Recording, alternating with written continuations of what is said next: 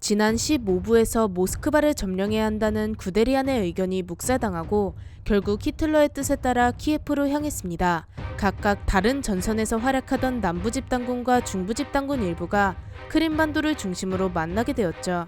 이번에는 히틀러가 그토록 고집하던 크림반도의 상황으로 들어가 봅시다.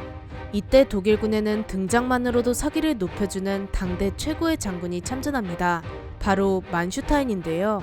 만슈타인 장군은 프랑스 침공 당시 그 누구도 생각하지 못한 아르덴 숲 기습작전을 만든 장군으로 당시 강국이었던 프랑스를 단 6주 만에 항복시킨 장군입니다.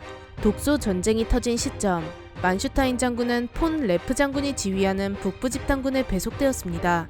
그런데 남부집단군 사령관 오이겐 폰 슈베르트 장군이 전선을 시찰하다 지뢰지대에 착륙해 사망했습니다. 이후 히틀러는 남부집단군 병력을 재배치하면서 슈베르트 장군의 빈자리에 만슈타인이 적격이라고 생각합니다. 그렇게 만슈타인 장군은 1941년 9월 17일 니콜라예프에서 남부집단군 11군 사령관직을 임명받습니다. 그런데 만슈타인이 워낙 유능했던 탓인지 11군만 맡는 것이 아니었는데요. 루마니아 3군도 만슈타인의 지휘 아래로 들어갑니다. 하지만 만슈타인 장군은 이 사실이 영 못 믿었습니다. 두 나라는 군대 문화와 조직 체계가 너무 상이했고 가장 중요한 전투력의 차이가 극명했기 때문이죠. 또한 루마니아 군대는 독일 군대와 다르게 사병과 장교를 이어주는 부사관이 없습니다. 부사관은 오랜 기간 군대에 머무르면서 얻은 경험으로 미숙한 하급 장교에게 조언을 해주기도 하는데요. 루마니아는 이런 식으로 하급 장교에게 힘을 실어주고 지휘를 도와줄 부사관이 없다 보니 작전 수행 방식을 독일군과 통일시킬 수가 없었습니다. 여러모로 쉽지 않은 상황이었지만 루마니아 3군 사령관인 드미트렌스크 장군이 적극적으로 만슈타인에게 힘을 실어줍니다. 루마니아군은 공격보다 방어에 비중을 두며 최대한 독일군을 지원하는 방향에 전념하기로 하죠. 만슈타인은 드미트렌스크를 믿고 두 군을 통합해 지휘해보기로 마음먹었습니다. 우선 두 가지의 목표를 세웠는데요. 첫 번째는 남부집단군이 남쪽 공격을 맡아 동쪽으로 퇴각하는 소련군을 추격하며 로스토프를 확보하는 것입니다. 두 번째는 크림 반도로 진출해 엄청난 해안 요새인 세바스토폴을 점령하는 것입니다. 하지만 이 두 개의 목표를 동시에 달성하는 것은 불가능에 가까웠습니다. 만슈타인의 11군은 다른 군에 비해 병력이 적기 때문이죠. 만슈타인은 결국 둘 중 하나를 선택해야 했는데요. 그의 선택은 크림 반도였습니다. 크림 반도에 위치한 소련군은 남부집단군의 측면을 위협할 가능성이 컸습니다. 루마니아의 석유 지대 또한 크림반도의 소련 공군에게 노출되어 있었죠. 최대한 안전한 전략으로 소련을 집어삼키려면 만슈타인은 크림반도를 택할 수밖에 없었습니다. 습지대로 둘러싸여 야포나 보급 차량이 진격하기 힘든 크림반도는 진입로가 두 개밖에 없습니다. 바로 크림반도 서쪽에 있는 페르코프 지역과 동쪽에 있는 아라바트 협로입니다. 이 중 아라바트 협로는 도로폭이 겨우 7km에 엄폐물이 하나도 없어 공격 루트로는 최악의 조건입니다. 페르코프 지역도 비슷한 상황이지만 그나마 아라바트 협로보다는 나았죠. 만슈타인은 진입로를 페르코프 지역으로 결정하고 계획을 구체화합니다. 우선 페르코프 지역은 정면 공격만이 가능한데요.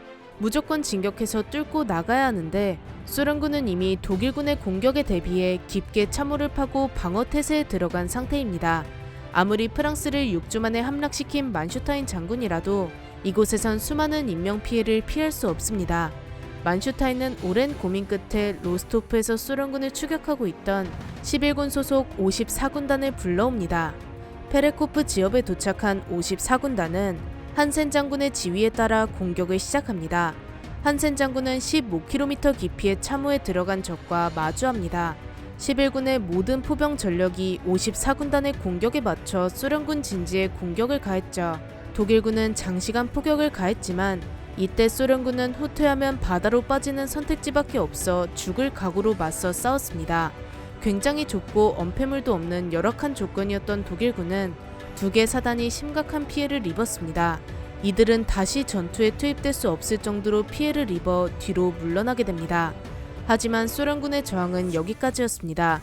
독일군은 이미 마음이 크림반도로 가 있었기에 이곳에서 막는 소련군 따위 얼른 치워버릴 생각뿐이었는데요. 독일군이 제대로 된 공세를 시작하니 소련군은 이틀을 채 버티지 못했습니다.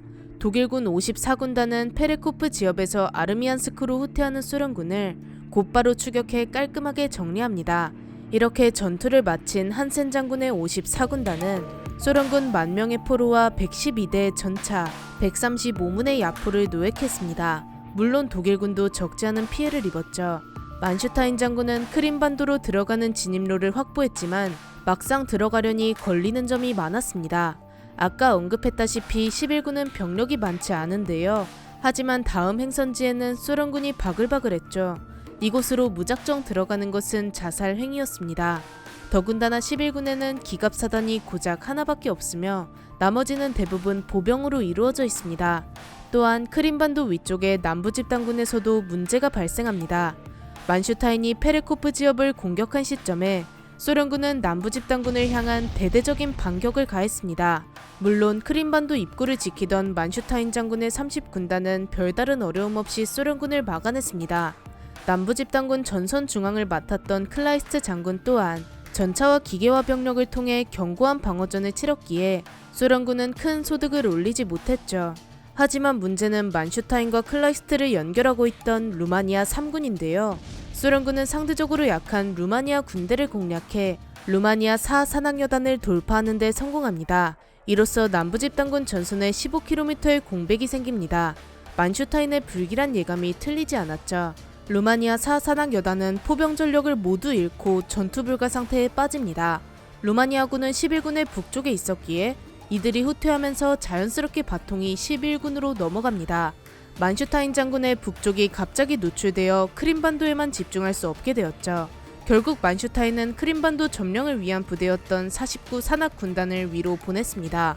거기다 만슈타인의 유일한 기갑사단인 SS 아돌프 히틀러 사단도 병력 보충을 위해 차출되었죠. 루마니아 3군의 패배로 만슈타인 장군은 짧은 시간 만에 엄청난 병력을 잃게 됩니다. 크림반도 점령을 위한 부대 대부분이 남부집단군 전선 안정화를 위해 빠진 것입니다. 하지만 만슈타인은 보통 영리한 장군이 아닌데요. 이렇게 열악한 상황을 헤쳐나갈 방법을 고안해냅니다. 루마니아 3군의 후퇴로 만슈타인과 클라이스트 장군 모두 각자의 목표에 집중할 수 있는 상황이 아니었습니다. 이 상황을 이용하죠. 각자 불안정한 작전을 수행할 바에 만슈타인의 11군과 클라이스트의 1기갑 집단이 잠시 협공해서 루마니아군이 빼앗긴 지역을 되찾겠다는 계획을 세웁니다. 만슈타인 장군은 클라이스트 장군과 함께 멜리토폴을 공격하겠다는 계획을 룬트슈테트 장군에게 전달합니다. 이 작전이 성공하면 루마니아 3군의 후퇴로 생긴 전선의 공백을 채울 수 있다고 주장했습니다. 이후 세바스토폴 진격도 수월하다고 말했죠. 이미 만슈타인 장군의 공로를 인정해 참모장으로 두었던 룬트슈테트 장군은 만슈타인 장군의 제안을 흔쾌히 받아들였습니다. 만슈타인은 곧바로 계획을 실행하는데요. 11군과 1기갑 집단이 동시에 소련군을 압박하며 멜리토폴로 나아갔습니다. 이때 소련군은 루마니아 3군을 몰아낸 것만으로도 상당한 전력 손실을 겪었기에 기갑병력으로 밀고 들어오는 독일군을 막을 여력이 없었습니다. 멜리토폴에 있었던 소련 9군과 18군은 제대로 된 저항도 하지 못하고 백기를 들게 되죠. 소련군은 106,362명의 포로와 212대의 전차, 672문의 야포를 독일군에게 넘겨줍니다. 만슈타인 장군은 위기 상황을 적극적으로 헤쳐나가는 모습을 보여줬습니다. 또한 자신이 지휘하는 11군뿐만 아니라 클라이스트 장군의 1기갑 집단까지 훌륭하게 지휘하며 기갑 지휘관으로서의 자질도 보여줬습니다. 만슈타인은 클라이스트 장군과 협공을 진행한 뒤 육군 총사령부로부터 새로운 명령을 받았는데요. 처음에 로스토프 점령은 우선순위에서 미뤄뒀지만 인내심을 잃은 육군 총사령부는 클라이스트 장군의 1기갑 집단이 로스토프를 맡도록 지시합니다. 만슈타인의 11군은 오로지 크림반도 점령에만 집중할 수 있게 되었죠. 육군 총사령부는 만슈타인에게 크림반도를 빠르게 점령하고 케르치 반도를 거쳐 쿠반으로 진격하라고 지시합니다. 그리고 병력 부족으로 항상 발목이 잡힌 만슈타인에게 세계 사단으로 이루어진 군단 하나를 더 배정해줍니다. 이로써 만슈타인 장군은 소련군을 상대하기에 더욱 유리해졌죠. 이제부터 2차 세계대전 사상 가장 원시적인 전투 중 하나인 세바스토폴 공방전이 시작됩니다. 소련군은 크림반도와 세바스토폴을 지키기 위해 배수진을 치고 기다리고 있습니다. 크림반도의 자원지대를 그토록 탐낸 히틀러를 봐서라도 독일군 또한 절대 물러날 수 없죠. 과연 만슈타인 장군은 이를 악물고 있는 소련군을 상대로 승리를 얻어낼 수 있을까요?